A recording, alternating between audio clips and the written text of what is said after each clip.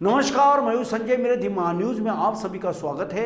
रामटेक के विधायक आशीष जायसवाल पर रेत उत्खनन को लेकर करोड़ों का भ्रष्टाचार होने का आरोप सामाजिक कार्यकर्ता डॉक्टर राजेश ठाकरे इन्होंने लगाया है और मीडिया को इसके पूरे कागजात भी दिए हैं। आइए हम सीधा लेके चलते हैं नागपुर के प्रेस क्लब में, जहां पे सामाजिक कार्यकर्ता डॉक्टर राजेश ठाकरे इन्होंने मीडिया से बात कही है और महान्यूज को भी ये तमाम बातें बताई है। दर्शकों नमस्कार, इस समय में दी महान्यूज के समक्ष बैठे हैं रामटेक से डॉक्टर राजेश ठाकरे, जिन्होंने रेत माफिया इनके ऊपर में तो कई आरोप लगाए हैं। साथ ही साथ रामटेक के विधायक आशीष जायसवाल इन पे बहुत बड़ा भ्रष्टाचार का आरोप भी लगाया है। आखिरकार यह आरोप क्यों लगाया गया है और क्या सही में भ्रष्टाचार हुआ है रेत उत्खनन में, यही जानने के लिए आज हम यहाँ पर मौजूद है प्रेस क्लब में। ठाकरे साहब, जिस प्रकार से आज आपने रामटेक के विधायक आशीष जायसवाल पर जो एक संगीन आरोप लगाया है कि उन्होंने 300 करोड़ के आसपास जो भ्रष्टाचार किया है, क्या कहना चाहोगे? देखिए, ये भ्रष्टाचार हुआ है, ये पूरे प्रशासन को पता है।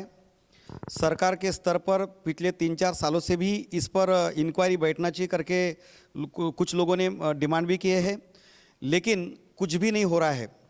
अब योगायोग से क्या होता है कि आशीष जायसवाल जो खनिकर्म महामंडल के अध्यक्ष है, इन्होंने वैनगंगा जो नदी है, तालुका ब्रह्मपुरी, जिला चंद्रपुर, ये नदी के 4 घाट यानी बोड़दा, हरदा, चीजघाट और अरहर नवरगांव, ऐसे 4 घाट महाराष्ट्र राज्य सरकार में 2018 और 19 में उन्होंने सरकारी प्रकल्प को इस नदी की रेती जाए, इसलिए वो आरक्षण उस घाट का रखा था, उसका लिलाव नहीं हुआ था।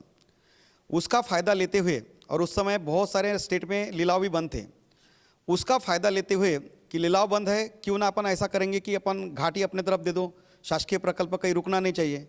इसलिए वैनगंगा नदी का डायरेक्ट नदी से सैंड उन्होंने उत्खनन किया, डायरेक्ट पोकलैन से और डायरेक्ट ट्रक से ट्रांसपोर्टिंग कर दिया। जो डेटा मैं आपको दिया वो ट्रैक्टर के नंबर के साथ दिख रहा है, ट्रैक्टर से उत्खनन किया दिख रहा है, और ट्रैक्टर से भी उत्खनन जहाँ है वहाँ पे भी भ्रष्टाचार बहुत दिख रहा है। इनके दस्तावेज के अनुसार, डॉक्यूमेंट के अनुसार 3 महीना पहले ही, मतलब टेंडर और दस्तावेज के 3 महीना पहले उत्खनन चालू हो चुका है, जिसके हमारे पास में डेटा है। उनके MSMC के सील के माध्यम से है, यानी महामंडल का सील लगा है उसको, और गवर्नमेंट ऑफ महाराष्ट्र को उन्होंने 3 महीने के बाद वाला रिकॉर्ड दिया है। इसका मतलब पहले 3 महीने का जितना भी उन्होंने उत्खनन किया है वो भी 200 कोटी के उस पार उत्खनन उनका हुआ है, यानी मेन माल तो उन्होंने पहले ही खा गए। और उसके बाद में प्रक्रिया वगैरह जो उन्होंने बिठाने का कोशिश किया, वो प्रक्रिया में भी बहुत सारी गलत बातें हैं। स्टॉक पॉइंट नहीं है, स्टॉक यार्ड नहीं है, डायरेक्ट नदी से उठा रहे थे। इन्होंने अगर बोला है कि इस तारीख को हमारे पास में स्टॉक पॉइंट है, तो उसकी सैटेलाइट इमेज ली जाए और सैटेलाइट इमेज से पता कर दिया कि वाकई में वहाँ पे स्टॉक पॉइंट था क्या। वहाँ पे कुछ भी नहीं था, सिर्फ झाड़ थी, कचरा था उस ज़मीन में, और किसान को भी पता नहीं था कि मेरी ज़मीन किसी स्टॉकयार्ड के लिए महाराष्ट्र खनिज महामंडल की तरफ से लिया गया, ये भी उनको पता नहीं था। आपको क्या लगता है कि जो खनिज का जो कार्यालय, जो विभाग है, वहाँ के जो अधिकारी है, क्या उन्होंने भी इस प्रकरण में हाथ मिलाया है? देखिए, कैसा होता है कि बगैर हाथ मिलाए इतना बड़ा काम नहीं होता। महाराष्ट्र खनिकर्म महामंडल हो या और कुछ भी हो, ये आदेश कलेक्टर को होता है कि कहाँ का उत्खनन होना चाहिए, कहाँ का उत्खनन नहीं होना चाहिए। गवर्नमेंट ऑफ महाराष्ट्र ने परमिशन दी है, चंद्रपुर के जिलाधिकारी जो है, उनके जो जिला खनिज अधिकारी जो है और उनके जो इंस्पेक्शन अथॉरिटी है, उन्होंने जाके इंस्पेक्शन करना चाहिए था। वहाँ पे ट्रक पकड़े गए, डायरेक्ट फोटो भी प्रेस के माध्यम से प्रिंट हुई है। जिस समय में एक्सकेवेशन मशीन्स के द्वारा हो रहा था, ट्रकें लोड कर रही थी, भिवापुर पुलिस स्टेशन ने उस पर कार्रवाई भी की है, वहाँ ट्रक रास्ते पे पकड़े भी गए नागपुर लाते लाते।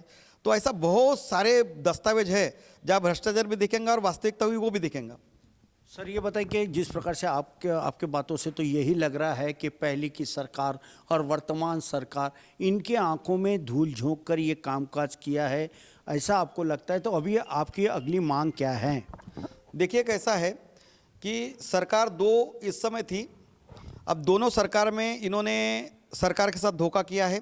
क्योंकि देखिए, किसी भी सरकार के मुख्यमंत्री हो या उप मुख्यमंत्री हो या रेवेन्यू मिनिस्टर हो, सबको यही लगता है कि भाई जिनको अपन ने जवाबदारी दी है महामंडल की, वो अपने जवाबदारी के साथ में सरकार के साथ और जनता के साथ निष्ठा से रहे। लेकिन इन्होंने अपने पद का दुरुपयोग करते हुए उन्होंने करोड़ों रुपए की जो सैंड जो है वो नियम की धज्जियाँ उड़ाते हुए बाहर बेचा गया। तो उन्होंने सरकार के साथ धोखा किया है। तो मैं इस आपके महान्यूज़ चैनल के माध्यम से मैं विद्यमान सरकार से भी मैं निवेदन करता हूँ कि आप निष्पक्ष यहाँ की इंक्वायरी हो और जितने भी दस्तावेज आपको मतलब एजेंसीज को दिए है, गवर्नमेंट इन्वेस्टिगेशन एजेंसीज को, उनको कार्रवाई करने के लिए उनको आदेश दें। तो आप थे डॉक्टर राजेश ठाकरे, जिन्होंने ऐसे कहा है कि टेंडर की प्रक्रिया पूरा करने से पहले ही ये उत्खनन का काम शुरू हुआ। धड़ल्ले से 3 जो नदियों का इन्होंने जो जिक्र किया है, वहाँ से बड़े पैमाने पे रेतियाँ उठा के उसको बेच दिया है।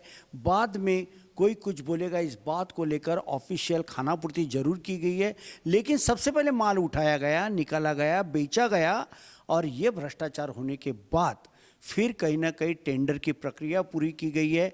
सर, आपने तो बातों में ये भी कहा था कि एक ही ट्रक एक ही समय एक ही नदी पे कई बार आते जाते हुए दिखाई दिया, जो जिसमें रेती पूरी तरह से रखी थी। कि यह बात में कितनी सच्चाई है? ये पूरी सच्चाई उसके डॉक्यूमेंट है। जो ऑनलाइन जो डेटा अपलोड हुआ है वो तो कोई मैनिपुलेट कर नहीं सकता। उस डेटा में पूरा दिया है कि एक ही तारीख को एक ही समय पर एक ही ट्रैक्टर अलग अलग इनवाइस नंबर पर चलाया गया है।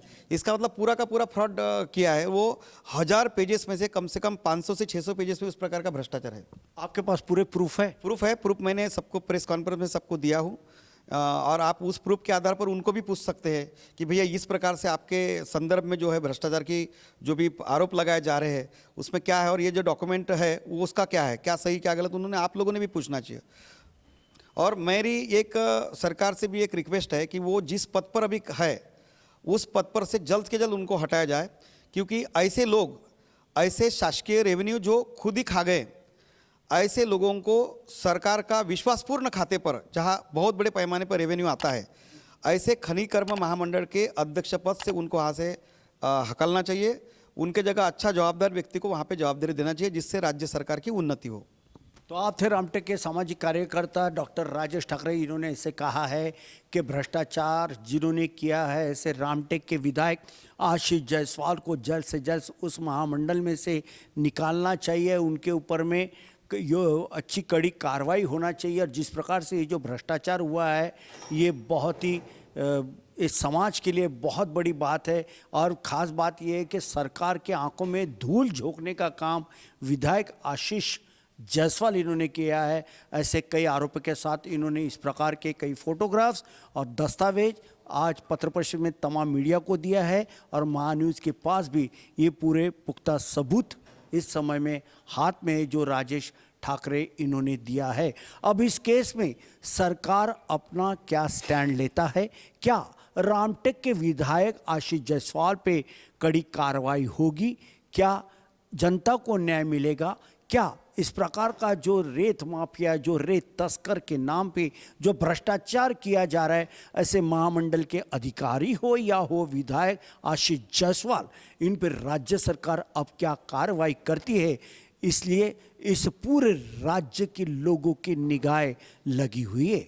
नागपुर के प्रेस क्लब से कैमरा पर्सन सुभाष बुटले के साथ संजय मीरे, दिव्य महान्यूज़, नागपुर।